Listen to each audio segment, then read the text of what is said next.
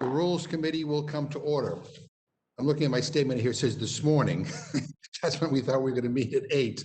So I'm going to say this afternoon. I'm just grateful it's not this evening. But we are meeting to set up debate on much of the remaining work facing this Congress, keeping the government funded and passing additional COVID relief. This could very well be our final Rules Committee meeting of the 116th Congress. And oh my God, I hope the hell it is. I am hopeful that we could conclude things on a positive note. There should be nothing controversial about avoiding another continuing resolution or ending surprise medical bills. And there should be nothing controversial about helping Americans as they deal with the impacts of this pandemic, including the sharpest downturn in our economy since the Great Depression. This is the time of year when we urge one another to remember the less fortunate among us. Well, there are a hell of a lot of people less fortunate today because of COVID-19. They are dealing with the loss of a job, a business, or even a loved one. And that's in addition to the quiet hunger crisis that always persists right below the surface in this country, even in the best of economic times. The House passed the original HEROES Act roughly 7 months ago. It's past time to finally get something through both chambers and on to the president. This is about helping the American people. And I'm thankful that this package, while not perfect, will help us do that. I'm proud to see it include a 50% boost in SNAP benefits for 6 months to help families on the brink, and that it extends SNAP eligibility to college students who are eligible for work study, while providing $400 million to help our food banks. This is a bipartisan compromise, but from my point of view, there are some victories here. And as the president-elect has said, this should be just a down payment on additional future relief. Before I turn to our ranking member, I just want to say a couple of words about the service of 2 of our members here today.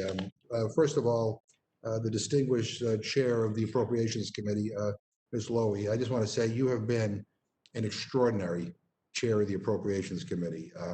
You have fought to make our country better, and you have insisted that we have a government that has a conscience. And it has been a privilege to work with you, and I am incredibly proud to call you my friend. And we're going to miss you, and I look forward to when there's a time we all can meet together and actually toast your incredible service to not only this House of Representatives, but to this country and to the world, by the way, because of all your great work on foreign affairs in the Foreign Operations Committee. And I also want to say a word about the service of the Congresswoman from Miami Beach. We here in the Rules Committee are lucky to have gotten to see the Donna Shalala work up close, to learn her thought process and how she puzzles through incredibly complex issues, how important building relationships and establishing trust are to getting stuff done. And basically, we learned that whatever the problem is, Donna probably has already tackled it. And that's because when it comes to policy, Donna has done it all. You know, over the years, she has had many titles. She's doctor, treasurer, college president, chancellor, assistant secretary, secretary, congresswoman. I go on and on and on.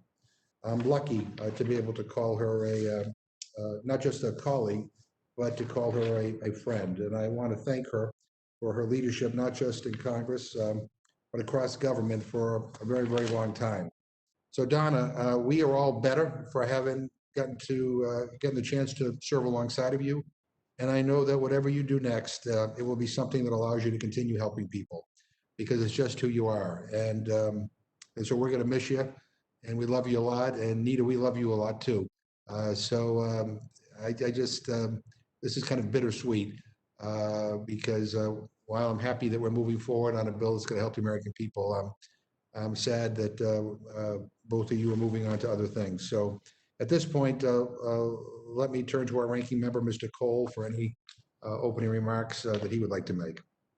Thank you very much, Mr. Chairman. Let me begin by associating myself with your remarks about our distinguished chairman, Ms. Lowy, and about our esteemed colleague, Ms. Shalala. You're exactly right. These are 2 of the very best members that we have, and we are going to miss them both tremendously when they go on to other things. But Somehow, I think the country will continue to benefit from their service. I have no doubt about it. Today's bills, Mr. Chairman, or today's bill is one that we've been waiting for quite some time. We're here today to consider a package of 12 bipartisan bicameral spending bills that will complete the appropriations process for fiscal year 2021. We're also considering, as part of the same bill, a bipartisan pandemic relief package, as well as other critical items. This will not only complete the appropriations process for fiscal year 2021, but it will also ensure that millions of Americans who've lost their jobs as a result of this pandemic will get the support and help that they need and deserve. It's been a long road getting to this point. Winston Churchill is purported to have said that that Americans will always do the right thing after they've exhausted every other possibility. And Congress sometimes seems to function that way. But I'm pleased that in the end, the hard work on the part of members and staff on both sides of the aisle and in both chambers of Congress has resulted in a bill that will provide real help to Americans during this time of crisis. I know there'll be some who say that this package is not perfect. No bill ever is, but it's a good compromise and absolutely necessary. As an appropriator, I've often said that one of the primary responsibilities of Congress is to fund the government and keep it open so they continue to provide essential services to our constituents that they so rightly deserve. When the House and the Senate complete their consideration of this package, we will have fulfilled that responsibility. At the end of the day, success in the appropriations process requires members on both sides of the aisle and in both chambers of Congress to reach consensus and have the president's support as well. Today, I'm very pleased we have all worked together to finally conclude this process. The bill before us reflects key bipartisan priorities. It includes key provisions supporting our response to the pandemic, like $20 billion of coronavirus vaccines, an increase in funding for the National Institute of Health, and a further $3 billion to rebuild the strategic national stockpile of medical supplies and personal protective equipment.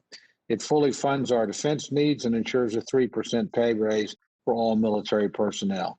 It continues to fund needed improvements for border security, particularly on the southern border. And perhaps most importantly, it maintains all pro-life protections, as has been the case in previous years. And the harmful partisan riders that appeared in the Democrats' partisan appropriations bills from earlier this year have been removed. These successes could only have been achieved through a bipartisan process. I would also like to note that, unlike the coronavirus relief bill, that's also part of this package, the omnibus appropriations bill came about as part of regular order. These bills were the subject of regular committee meeting hearings in both the House and the Senate, and were subjected to regular floor action in the House and negotiation between the houses. It is a reminder of how effective regular order can be. And I want to commend Chairwoman Nita Lowey and Ranking Member Kay Granger of the Appropriations Committee for their hard work and dedication. We would not have been able to get to this point but for these two exceptionally capable members. I also want to acknowledge that, barring an unexpected calamity, this is Chairwoman Lowey's last meeting before the Rules Committee. We thank you for all your work for the House, for your district, and for our country, and we'll miss you greatly. I'm also pleased that this package before us includes a bipartisan compromise on surprise medical billing. This is an issue I know each member hears about from a lot of constituents. I'm gratified that we've reached a deal that will address this problem, will ensure health consumers have all the information that they are entitled to, and will prevent patients from being billed after the fact for medical services when they had no choice in the doctor that they had to see. Today's bill includes a $900 billion coronavirus pandemic relief package. Once again, this bill represents a bipartisan compromise, and one that, frankly, we should have done months ago. And indeed, this bill could have been done months ago. Most of the elements of this package could have been passed across the floor on a bipartisan basis as far back as July. But instead, it was the Speaker's insistence on her way or the highway that kept us in legislative paralysis for months. Instead of working together to pass what we could agree on, Speaker forced the House to vote on massive partisan bills, one that cost over $3.25 trillion. That included every partisan Democratic policy rider that could be imagined. Of course, it didn't have to be this way. Neither the previous partisan bills nor the relief package in front of us came about through regular order. In no instance did committees produce legislation, nor did members have a chance to amend, question, or fully examine the product in question. There's a saying that's attributed to an African proverb. If you want to go fast, go alone. If you want to go far, go together. Twice earlier this year, the House tried to go it alone, voting both times on partisan coronavirus relief bills that stood no chance of becoming law, and twice those bills went nowhere. That legislative inaction cost the American people deeply. For months, relief that should have been flowing to Americans harmed by the pandemic was stalled here in Washington for no other reason than because the deal might have benefited President Donald Trump during an election year. That is unfortunate. But now that we are all going forward together, we're taking up this bill, which I believe will be passed by both houses of Congress and signed into law. Today's relief bill includes several provisions specifically designed to help Americans who have suffered as a result of the pandemic. It extends the Paycheck Protection Program and provides additional relief to small businesses. It includes an extension of pandemic unemployment insurance, providing relief to the millions of Americans whose businesses have closed or who have been out of work due to the pandemic. And it includes direct payments that will go to most Americans. As we begin vaccinating Americans against coronavirus, I'm hopeful that the end of the pandemic is in sight.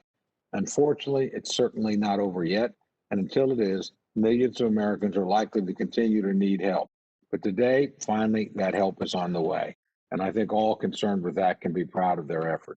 With that, Mr. Chairman, I yield back. I thank the gentleman. He yields back. Let me just say that I appreciate the gentleman's comments, although I have a very different recollection as to why it took so long for us to get here.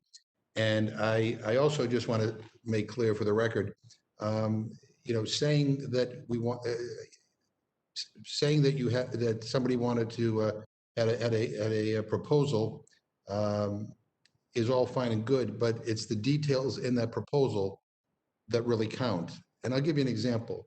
Our friends over in the Senate, led by the Senate Majority Leader, were not interested in helping getting food to people. We're not interested in increasing the SNAP benefits for people during this crisis. I mean, that is in this bill. So, money that goes into a slush fund for the administration to use any way they want is different than making sure that the money gets to the people who need it. But having said all of that, I agree with the gentleman that we have a bipartisan compromise here. And while it's not the bill that I would have written, probably not the bill he would have written, it is a bill that is worth supporting, and the American people need help. And we're going to have to come back and revisit this.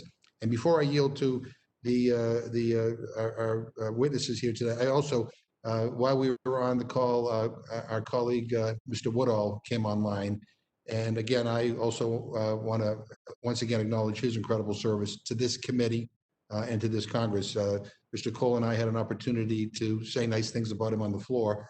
I don't want to go overboard because people will think I'm changing my party affiliation if I say any more good things about him.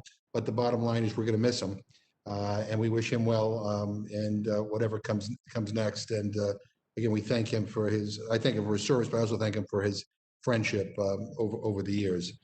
And Mr. Chairman, yes, your announcement today that we're on the same page about abolishing presidential slush funds is all I needed as a going away present. I feel good about where I'm leaving this institution. I thank you for that. All right.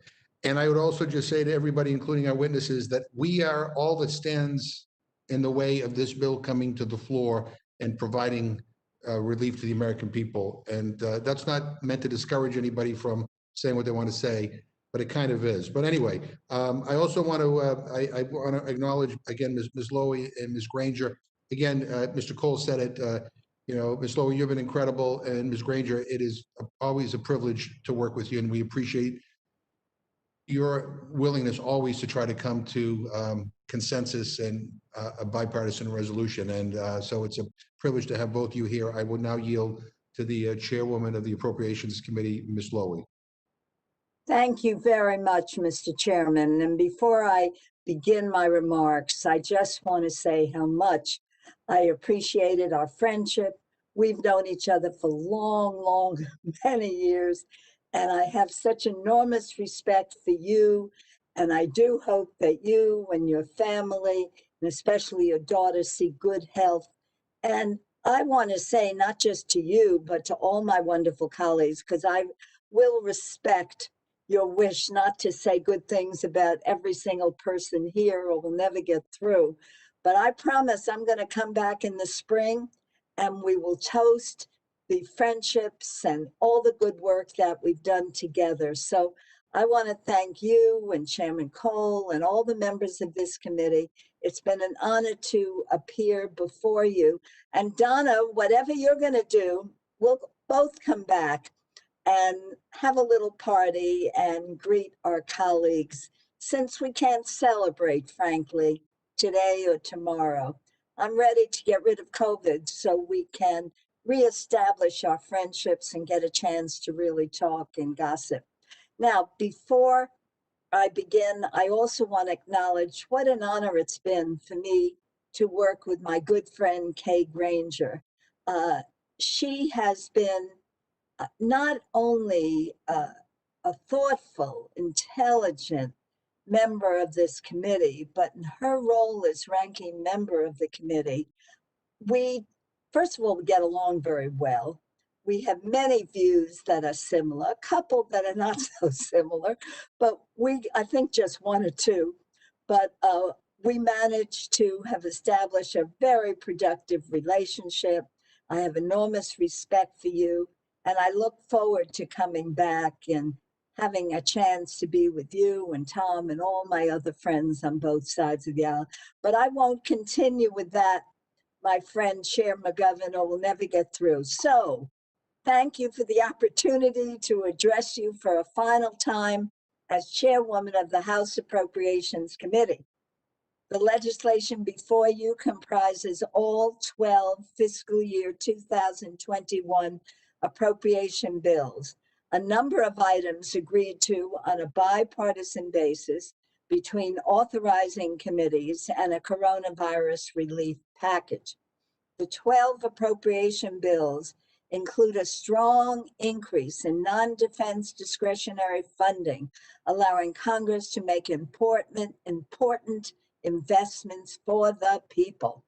I'm particularly proud that we have been able to fund better education for our students with increases for Title I schools and special education, more affordable housing, including new targeted vouchers to reduce homelessness, food security initiatives with full funding for SNAP, WIC, and child nutrition programs, safer communities with funding to address America's gun violence epidemic, clean air and water with a strong increase for the EPA to hold polluters accountable, action on the climate crisis with resources for clean, affordable, and secure energy, and care for our veterans with a special emphasis on suicide prevention and gender-specific care.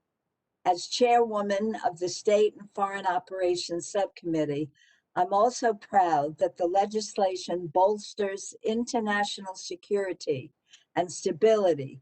In particular, the Middle East Partnership for Peace Fund will support people-to-people exchanges and economic partnerships between Israelis and Palestinians. Turning to the coronavirus relief portion of the legislation, the bill provides $892 billion. While it doesn't include state and local relief that is desperately needed, the amounts it provides for education, public health, transportation will greatly benefit our local communities. And the $4 billion for Gavi will help children across the world receive the coronavirus vaccine, though far greater investments are needed to support international COVID-19 response.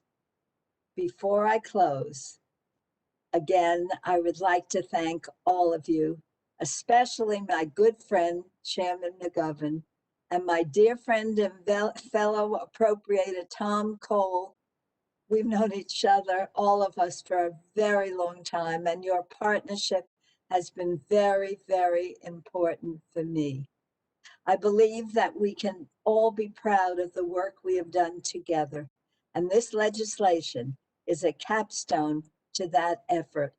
I request an appropriate rule for floor consideration of this critical measure. Thank you. Thank you very much, Madam Chair. You're the best. I am now delighted to yield to the distinguished gentlelady from Texas, Ms. Granger.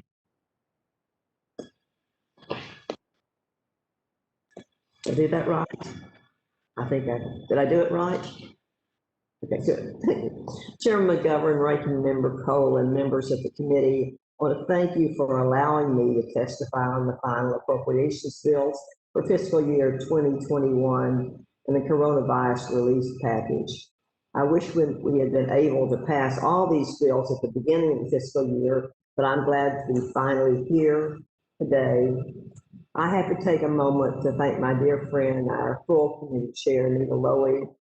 These will be the last bills she'll take to the floor. I want to thank her for her friendship and very sincere friendship, and for always being respectful of other opinions and working in good faith.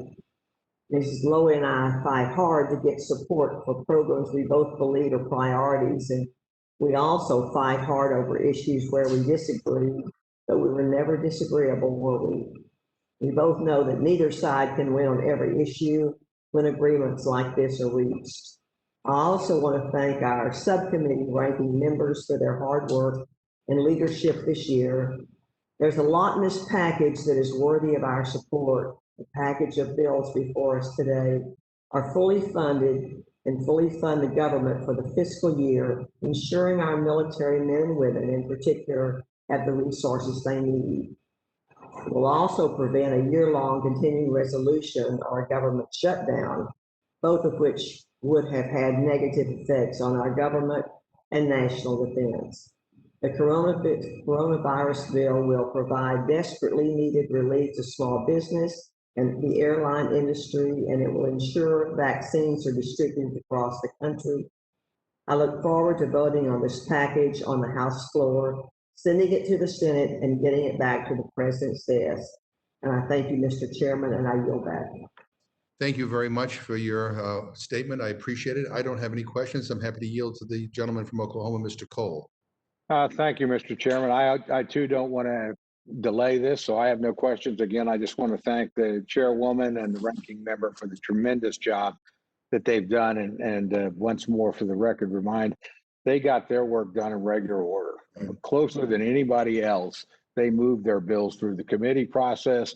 10 of those bills went across the floor. The only 2 that didn't, one was being held back, ledge branch, in order to try and get us raised by our distinguished majority leader. And the other one was Homeland, which has vexed both parties in terms of getting a majority, but it was handled appropriately. And we had really good negotiations with our counterparts in the United States Senate at the subcommittee level. I know my friend, the chairwoman and the ranking member, did the same thing in the famous 4 corners exercise that brought us here. That's the way Congress ought to work. And I'm very proud that these 2 members, under very difficult circumstances, worked their portion of this process through the regular order. I think we have a superior product because they did. With that, Mr. Chair, I yield back. And I agree with the gentleman. I'm happy to yield now to the distinguished gentlewoman from California, Ms. Torres. Thank you, Mr. Chairman. We are absolutely in a time of devastating tragedy like never seen before. Every day, the counties in my district are hitting record after record numbers of COVID-19 cases, hospitalizations, and deaths. Instead of celebrating this holiday season, families are grieving or struggling to provide the basic needs for their kids. ICU capacity in Southern California is now at 0%, which means we don't have the beds or the staff to care for the growing COVID-19 patients or to help people suffering from a car accident and other medical emergencies. The consequences of this pandemic are everywhere. Parents are out of work and children are going hungry over the holidays. When I look out my window in my home city of Pomona, I can see the food pantry line that stretches for miles. This COVID-19 relief package is a lifeline for those families. The bill includes another round of stimulus checks, supplemental unemployment insurance, and funding for vaccine distribution. But we cannot be naive in believing that this is enough to survive months and months of unemployment, because it is not. Workers have been out of work for months, no fault of their own.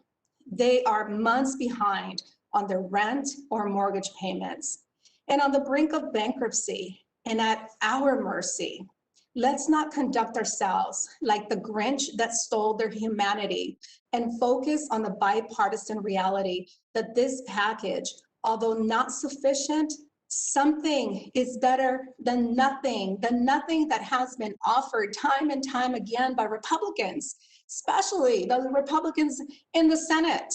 Hunger is impacting children in Republican and Democratic households. So tonight, I urge my colleagues to not fight for the perfect.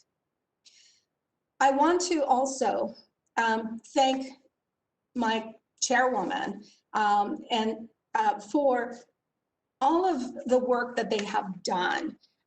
Number one, I'm so incredibly grateful for providing additional funding for the COPS program, for providing money, $189 million to address sexual assault kit and other DNA evidence backlogs, $513.5 million for Violence Against Women Act, and $85 million for grants to improve the NICS firearms background checks. I also, I am pleased to hear that we will finally provide a 3% increase, pay increase to our military personnel who are more than well deserving of this money. Thank you again for including the $5 million grant for the Basic Needs Program, a pilot program that I have been working on with now Vice Presidential nominee Kamala Harris. And there is money in there to continue to provide for our interns. The young people in my community would never be able to afford to come to DC for an internship if not for this money. So as the pandemic takes our country into a very dark winter and our economy continues to struggle in its wake, funding critical government programs is more crucial than ever. And with that, Mr. Chairman, I urge my colleagues to support this rule and this package, and I yield back. Thank you very much. Thank you very, very much. I'm now happy to yield to Mr. Woodall. Thank you, Mr. Chairman. I think I will end my time on the Rules Committee as I have conducted most of my time on the Rules Committee and yield back with no questions. Did I tell you how much we miss you? Mr. Perlmutter. Okay, I was stunned by that comment from Mr. Woodall. So, and I want to thank him. I want to thank Ms. Shalala for being great colleagues on this committee. To Chairwoman Lowy and Ranking Member Granger, thank you both for your hard work through a really tough year. You know, you've had to, it's been a hurry up, slow down kind of time, and just you two were persistent, you stuck together, you got it done. So just a couple points I'd like to raise. I'm not sure where to find the language on the Federal Reserve. Somebody could point that out to me, I would appreciate it. Number one. Number two, I think we still have some work to do, and this applies to the COVID package. The deductibility of the expenses that small businesses have incurred. Many of them would like to deduct expenses that are covered by the PPP, in effect, grant or loan. And I don't know that we've gotten that quite worked out. The last thing, and this won't surprise any of you, safe banking, the marijuana and banking bill, is sitting in the Senate in 4 different versions, standalone, and then in the various different COVID packages. It didn't make it into this last one. And I just want to advise the Rules Committee that if there is anything that I can attach that bill to in the next session, or between now and the end of this session, I will do that.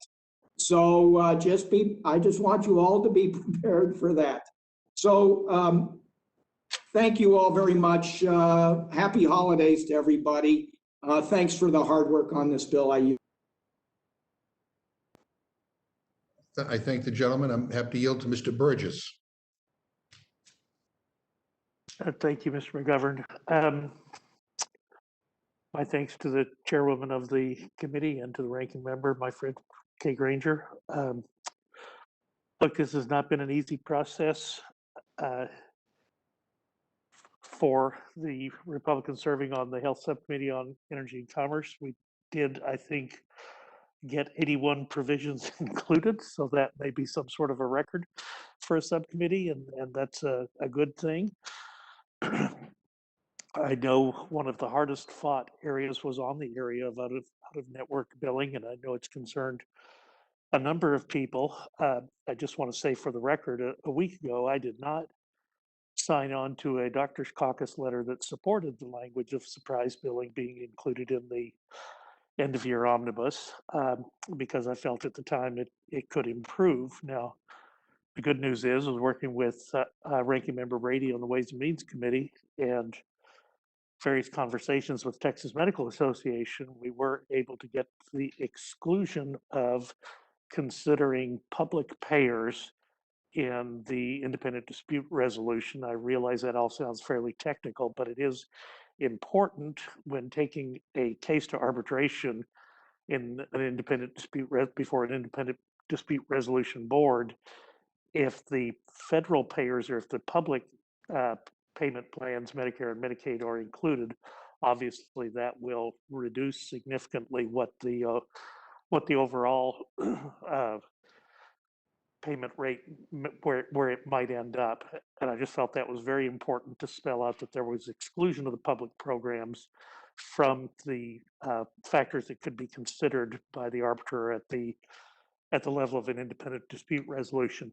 I will tell you, I've still not completely decided on where to be on this, because I have yet to hear from a doctor group who say that they they endorse what the work of the various committees have been over the last 2 years. But I do want to say that it is significantly better today than what it was even a week ago, and no question, it's way better than it was in December of last year. And the other thing that has concerned me as we've gone through this process, and it has been difficult to get, and this predominantly refers is going to be in the extender process and the public health process. Look, there's some big cuts coming to medical providers January 1st in what are called the evaluation of management codes, the infamous E&M codes, probably about an 8 to 12% across the board cut to some of our specialty physicians. And this is because of budget neutrality requirements that are in the bills in the public health space. I thought it would be worthwhile to suspend budget neutrality during the pendency of the pandemic, or at least for 1 calendar year's time, until we could sort of figure out where things were. We all label our frontline medical personnel as our heroes this year. They are going to be the first in line to receive vaccines. They have kept it together through very, very difficult circumstances.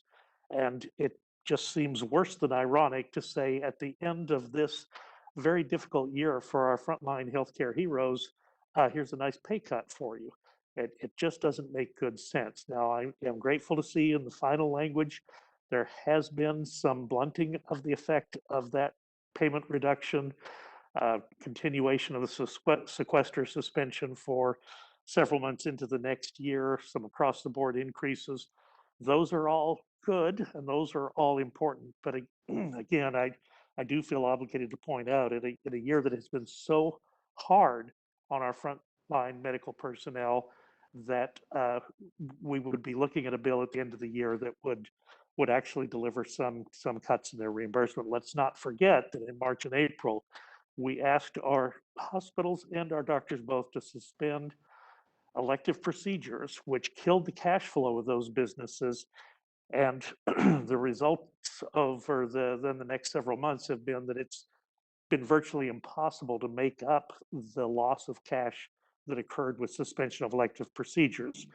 provider relief fund that was provided in the CARES bill that passed on March 27th was significant, and no question about it. It has been, at least in my experience, more helpful to hospitals than it has been to medium and small size medical practices.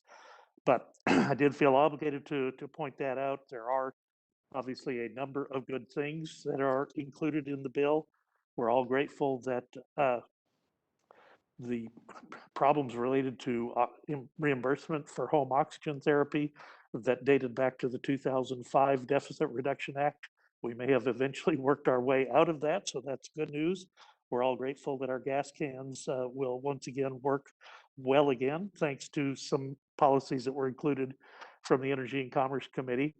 But look, this is a tough way to legislate, to save everything to the very end and then pass a very large bill. I can't even tell you that I know for sure the page number to direct people to for the fact that Medicare and Medicaid rates are not going to be included in the so-called out-of-network medical billing. I've actually been back and forth with staff. There are a couple of versions of that, but it just makes it very, very difficult. And we don't even have a hard copy of the bill in front of us in the Rules Committee, which is, I find a little bit unusual that we have an online version, but we don't have a printed out version of the legislation. But with all of those caveats, I want to thank everyone who's been involved in this. I know it's been an arduous process, and I know the country is awaiting the coronavirus relief that is embedded in this bill, and I think that's a good thing, and it should pass. But I wanted to voice those reservations. So thank you, Mr. Chairman, for the indulgence. I don't have a specific question unless someone wants to comment on those issues, but otherwise I'll yield back. Thank you. Thank you very much. And we, well, it is posted on, the bill is posted online. This is a virtual meeting. I think if we provide everybody a paper copy, we'd have to destroy an entire forest. But in any event, we will. Mr. Chairman, if I may, even just a single copy somewhere in the rules suite up here would be helpful. We'll again, I'm getting discrepancies of page numbers between what I'm getting in the online version and what's been reported. I would like to be able to direct people that are watching what page to go to, but in truthfulness, I can't do that. But I think you can print it out if you want to, but we'll see what we can get you one. Let me now turn to Mr. Raskin. Thank you very much, Mr. Chairman. Let me too just quickly offer my praise to our departing colleagues, Mr. Woodall.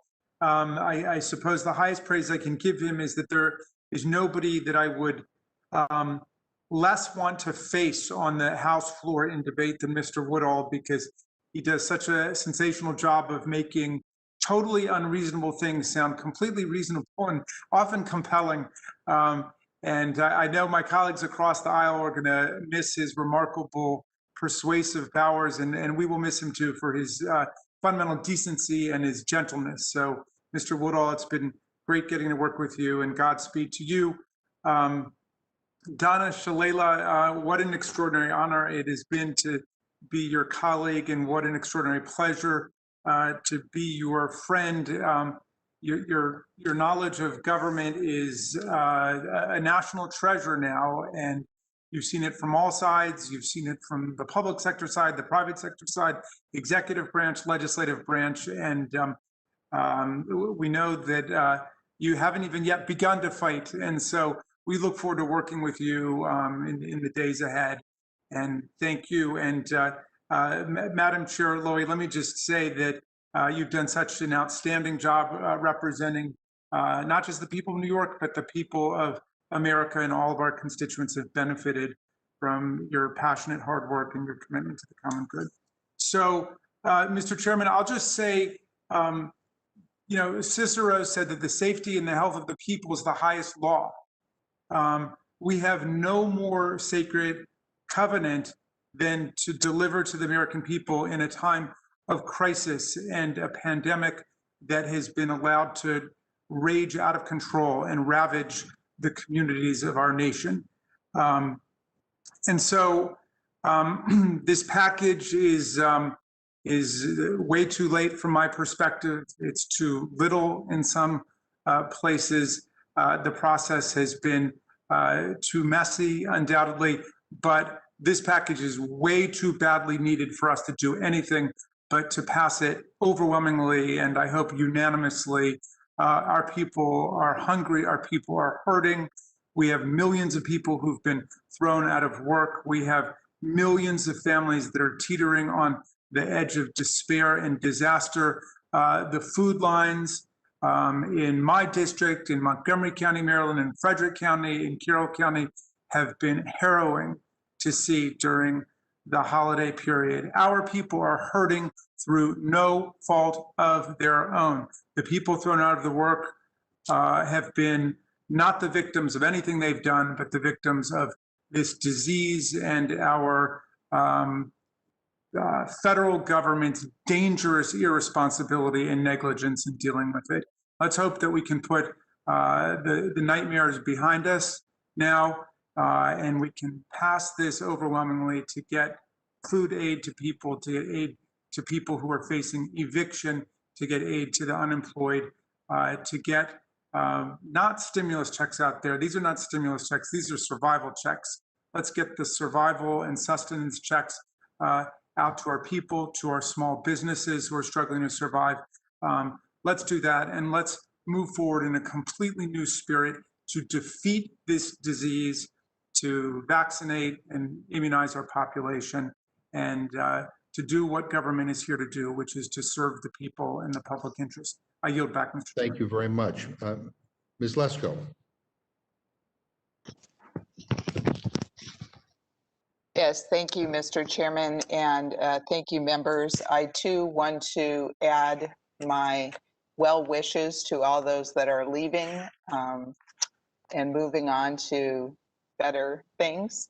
And I want to thank all of the people, including Kay Granger and Ms. Lowy, for the hard work that they have done on this package. I do have some questions for Mrs. Granger. Representative Granger, are there any poison pills in this that, for instance, we saw in the HEROES Act, so poison pills to me, which would be giving stimulus checks to people that are undocumented, releasing federal prisoners that are 50 years old or older, or doing anything with elections, like prohibiting voter ID or legalizing ballot harvesting. Are you aware of any of those?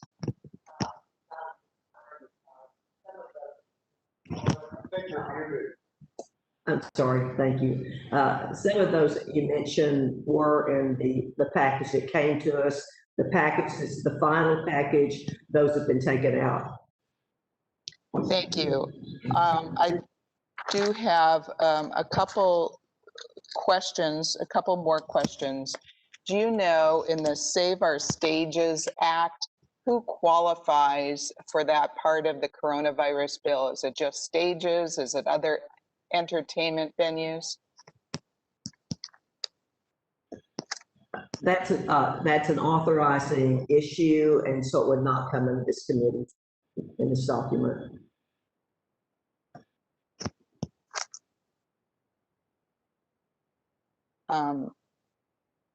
And for the staff that's listening, if they could get me that information, that would be helpful. Also, for the direct payments of $600, I believe, I want to confirm it's $600 for adults and $600 for each child. Is that accurate?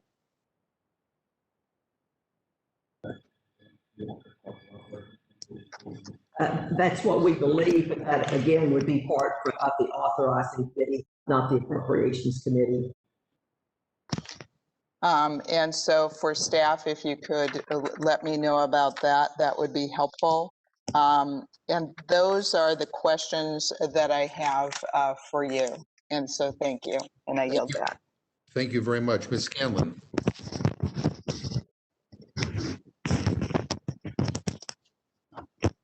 Thank you. I do want to, recognize our departing members and of course Chairwoman Lowy, with all the time we spend with folks in rules and the duration of the 116th Congress. probably spent more time with this crowd than anyone. I really don't have any questions at this point. The hours that we spent yesterday and the summaries we're seeing do show that there's some really critical relief that our communities desperately need. Obviously, it's not enough. I find the $600 payment Scrooge-like, to use seasonal terms, probably less than most senators' suits cost. But the package is maybe too little, but it's desperately needed, and we'll continue fighting. Thank you. I yield back. Thank you very much. Mr. Morelli.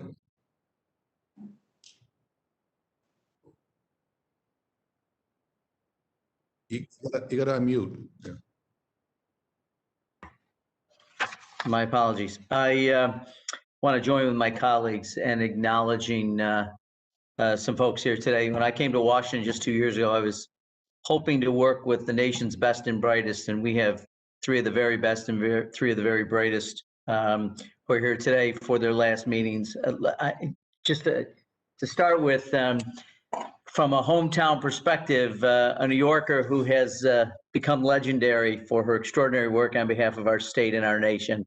And it's Nita Lowey is someone I've always admired from afar, but the last several years, the opportunity to work with her has been extraordinary. She has been amazing, not only in terms of her professionalism, but her support and her friendship has meant a great deal. And I'm looking forward to many years of relying on her. I'll probably be calling you Madam Chair when you least expect it, but grateful for the opportunity to be with you, and thank you for your service to our state and to our country. I also want to acknowledge Mr. Woodall, who I had the privilege of, I believe my very first managing rule on the floor was with Mr. Woodall. And I agree with what everyone has said about his passion, about his sense of humor, about his intelligence.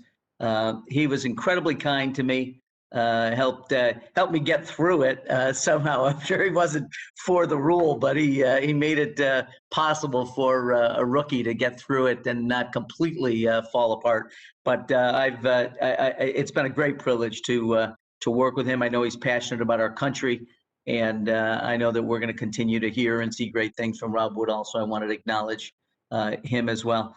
And my seatmate, Madam Secretary, who it's been a joy. I have to admit, when I first came here, I was in awe of Donna Shalala. I remain in awe of Donna Shalala and all that she has done. But she's gone from being someone I watched on television on Meet the Press and other programs as a national figure to being a very, very dear friend.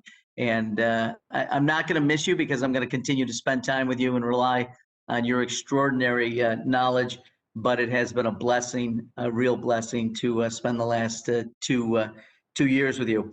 As for the package in front of us, I do want to acknowledge surprise billing, which Donna Shalala and I worked together on with many others. And I think what's in this bill is truly a compromise that makes a great deal of sense.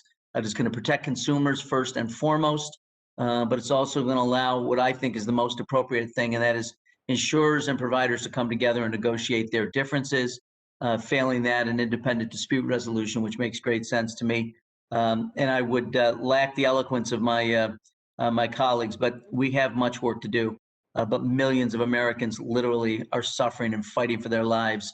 And while this package, in my view, is not everything, and there is much more work to do, it is an important step that we need to take. And with that, not only to support the rule, but the underlying bills, and I yield back my time. Thank you very much. I'm now very happy to yield to the distinguished gentleman from Florida, Ms. Shalala.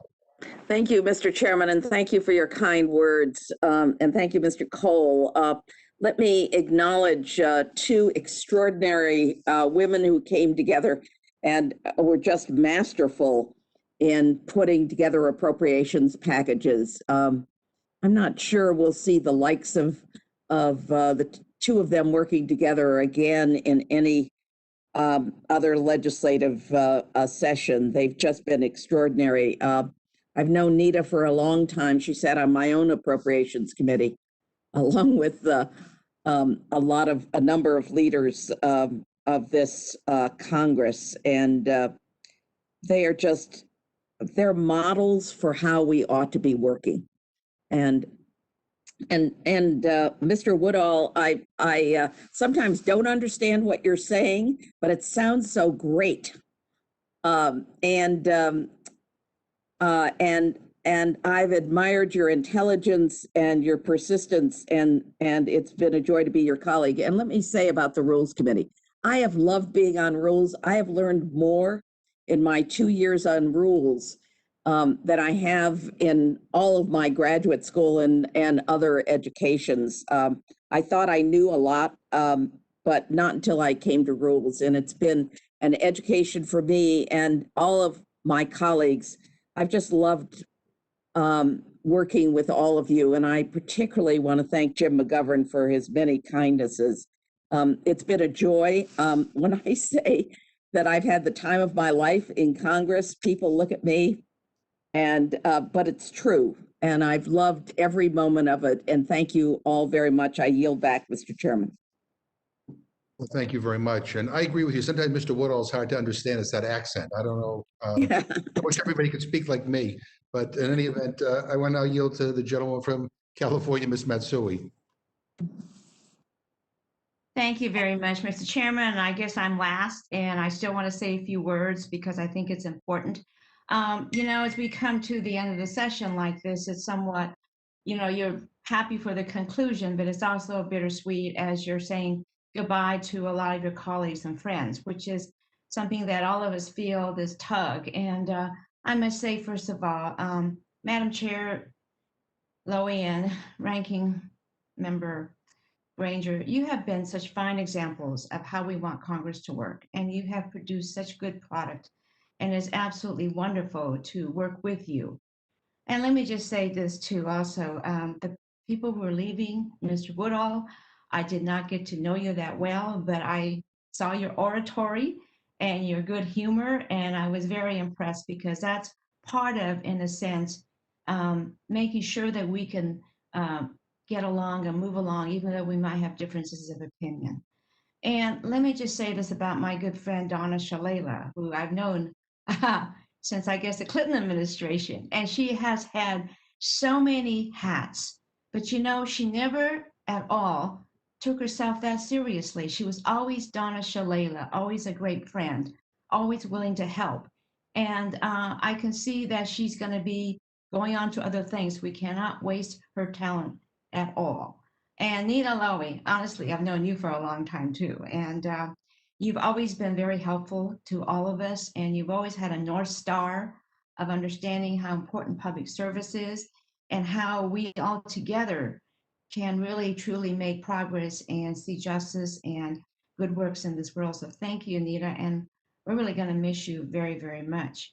As for this package, let me just say the support in this bill is really needed, and it's needed now. And we're entering a difficult winter, and states like my state of California grapple with additional stay-at-home orders. So the swift passage of this package will help ensure that we prioritize our collective health without sacrificing our economic stability. The bill provides relief for our small businesses with more than $284 billion for first and second forgivable PPP loans, including for destination marketing organizations, like we have in my district in Sacramento. Visit California and visit Sacramento. And it also helps ensure food security. I've been working at food banks myself and handing out food, and it is just unbelievable the number of people you see there who many times have never ever been there before. So that is so important that we ensure food security through increased SNAP benefits, reinforces unemployment insurance, and provides direct payments to American families. And to stop the spread of the virus, it provides $20 billion for vaccine procurement and nearly $9 billion to the Centers for Disease Control for vaccine distribution. This agreement also includes my Telemental Health Expansion Act, which expands Medicare beneficiaries' access to mental health treatment by increasing the availability of behavioral telehealth services, and includes my Modern Labeling Act that ensures that providers, patients, and their caregivers have the most up-to-date information about the prescription drugs they use. You know, I have heard countless stories from friends and neighbors in Sacramento about how federal support has helped them keep the lights on, buy groceries, and stay in their homes. This bill is another commitment to expanding these vital lifelines. I believe this bill is critical for the American people. I support this bill and look forward to voting for it on the House floor. And with that, I yield the balance of my time. Thank you. Gentlelady yields back her time. Thank you very much. Does any other member of the committee wish to ask a question? Mr. Chair, can I correct a statement I made? I understand that there is deductibility for the PPP expenses in the bill, and I was advised of that, and I want to correct the record. Thank you very much. Anybody else seeking recognition? Seeing none, I would like to thank our witnesses for the testimony. You are all excused. Thank you so much. And without objection, I would like to submit for the record a statement from Representative Sheila Jackson-Lee. Are there any other members who wish to testify on the Senate amendment to HR 133, the Consolidated Appropriations Act? Seeing none, this closes the hearing portion of the,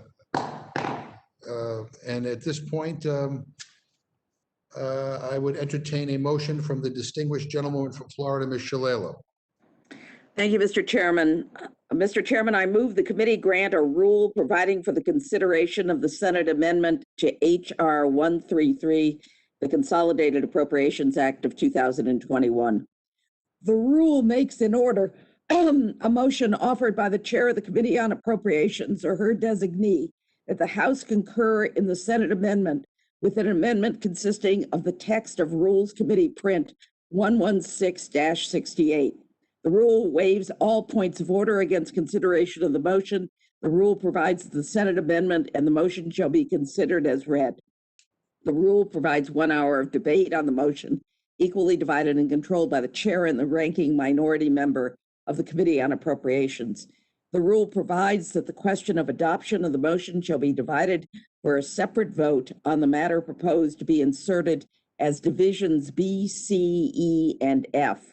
And the chair shall first put the question on such portion of the divided question.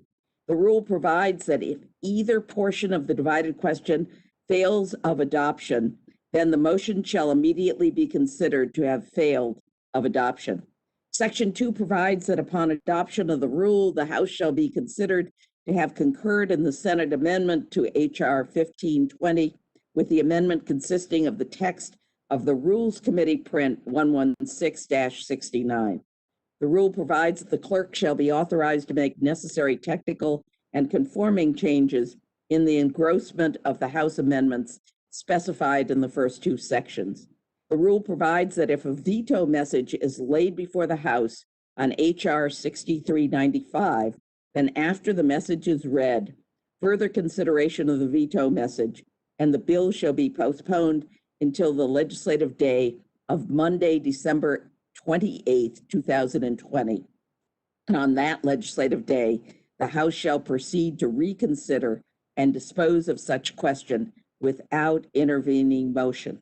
Finally, the rule provides that the chair of the Committee on Appropriations and the chair of the Permanent Select Committee on Intelligence may insert in the congressional record not later than December 28th, 2020, such material as they may deem explanatory of the Senate amendment and the motion specified in Section 1. I yield back. Thank you very much. You've heard the motion from the gentlewoman from Florida. Is there any amendment or discussion? Mr. Cole. Thank you very much, Mr. Chairman. While we certainly have some concerns with the rule and don't intend to support it, we're going to try and work with you to expedite matters. So we don't have any proposed amendments to the rule. Thank you very much. You're the best ranking member that anybody could ever ask for. So I appreciate it. Thank you so much for doing that. At this point, any other comments or anything? Nothing? Okay. So at this point, the vote will be on the motion from the gentlewoman from Florida. All those in favor say aye. Aye. All those opposed say no. No, In the opinion of the chair, the ayes have it. Mr. Chairman, on Yes, that, we would ask for the yeas and nays. roll call has been requested. The clerk will call the roll.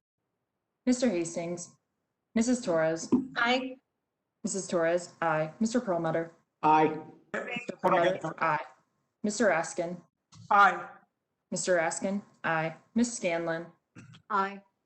Ms. Scanlon, aye. Mr. Morelli, Aye. Mr. Morelli, aye. Ms. Shalala, Aye. Ms. Shalala, aye. Ms. Matsui, Aye. Ms. Matsui, aye. Mr. Cole, No, Mr. Cole, no. Mr. Woodall, No. Mr. Woodall, no. Mr. Burgess, No. Mr. Burgess, no. Mrs. Lesko, No, Mrs. Lesko, no. Mr. Chairman, Aye. Mr. Chairman, aye. Clerk, report the total. 8 yeas, 4 nays. And the amendment is agreed to. And Ms. Shalala will, and the motion is agreed to. And Ms. Shalala will carry it for the Democrats. Mr. Chairman, I will handle it for the Republicans. Mr. Cole will handle it for the Republicans. So I would urge both Ms. Shalala and Mr. Cole to head to the floor because this is going to be brought up very shortly. And about 15 minutes, you get 15 minutes, you can walk slowly to the floor. So, and let me just say to everybody here, you know, I wish you the happiest of holidays. I mean, thank you for all the cooperation and friendship during this last year. You know, we're bringing a bipartisan compromise to the floor that I think admittedly none of us are totally overwhelmed with enthusiasm about, but nonetheless it is necessary. It's going to help a lot of people, and we will have to build on this in the next Congress. But I appreciate everybody's cooperation here today. And again, be safe over the holidays, and we will see you soon. And without objection, the committee is adjourned.